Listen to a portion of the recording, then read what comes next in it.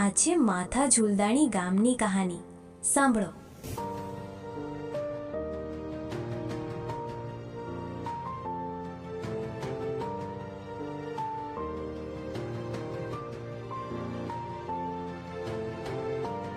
દિલીપ, આપણો પિસાયદાવાળો કેમાં ભાઈ?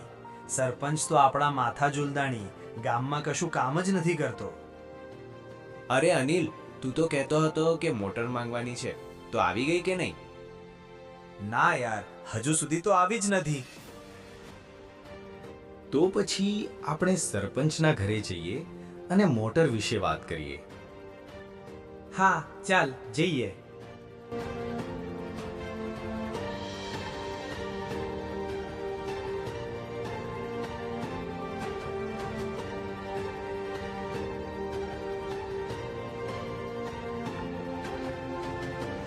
સરપંચ સાથે વાત કરી અનિલભાઈએ અને દિલીપભાઈએ. સરપંચ સાથે શું વાતચીત કરી તે જાણવું હોય તો વિડીયોને લાઈક શેર કરી દો. આવતીકાલે આવશે પાર્ટ 2.